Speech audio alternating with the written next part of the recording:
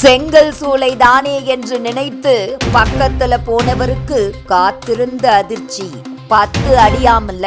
பொதுவாக எல்லோருக்கும் பாம்பு என்றாலே பயம்தான். பாம்பு என்றால் படையும் நடுங்கும் என்று பழமொழியும் இருக்கிறது. பாம்பை பார்த்து பயப்படாதவனே கிடையாது. பல இடங்களில் பல செய்திகளை நாம் தினமும் பார்த்து கொண்டுதான் இருக்கிறோம். பாம்பு ஃப்ரிட்ஜுக்குள் செல்வது, ஏசிக்குள் செல்வது, வீட்டு மூலையில் ஒளிந்திருப்பது, நமக்கே தெரியாமல் வீட்டுக்கு வந்திருக்கு என்று பல செய்திகள் தினமும் நாம் படித்து கொண்டுதான் இருக்கிறோம். அதுபோலதான் நாமும் வீட்டை சுத்தமாக வைத்து கொள்ள வேண்டும். காட்டு பகுதியில் அதிக புதர்கள், அதிக செடிகள், மரங்கள் இருக்கும் இடங்களில் வீடு இருப்பவர்கள் எல்லாம் வீட்டில் எந்த ஓட்டையும் இல்லாதபடி அடைத்து வைக்க வேண்டும். இல்லை என்றால் சிறிது ஓட்டை இருந்தால் கூட பாம்பு வீட்டுக்குள் வந்து விடுவதற்கு வசதியாக இருக்கும். அதனால் நாம் தான் கவனமாக இருக்க வேண்டும் இது போன்ற விஷயங்களில். அதுபோல வீட்டை மிகவும் இடைஞ்சலாகவும் வைத்திருக்கக்கூடாது. பொருட்களை எல்லாம் ஒன்றாக போட்டு வைத்திருந்தால் எது எங்கு இருக்கிறது, பூச்சி எங்கிருந்து வருகிறது என்று கூட தெரியாது. அதனால் வீட்டை சுத்தமாக வைத்து கொள்ள வேண்டும். ஆனால் நம் வீட்டில் வருவதெல்லாம் சிறிய வகை பாம்புகள்தான்.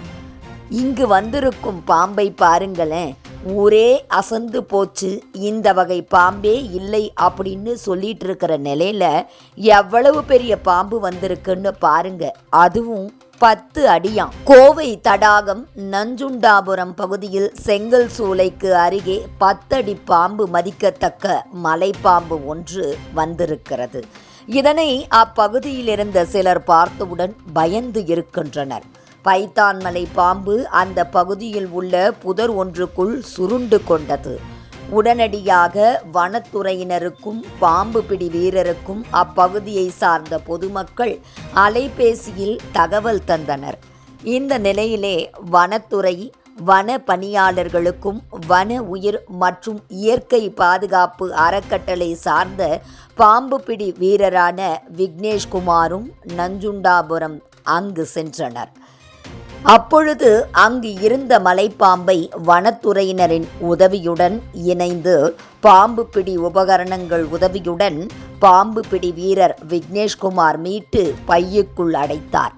அடைக்கப்பட்ட பாம்பு பின்னர் மாங்கரை வனப்பகுதியில் விடுவிக்கப்பட்டது. பொதுமக்கள் தாங்கள் வசிக்கக்கூடிய பகுதிகளில் புதர் மண்டி கிடக்காமல் பார்த்து கொள்வது அவசியமாக இருக்கின்றது. தற்பொழுது கோடை மழை பொழிந்த நிலையில் பல்வேறு இடங்களிலும் புதர் காணப்படுகின்றது. இனி வரக்கூடிய காலங்களிலும் மழை அதிக அளவில் பொழியும் என்பதால் செடிகள், புதர்கள் வளர ஆரம்பிக்கும் நிலை ஏற்பட்டிருக்கின்றன.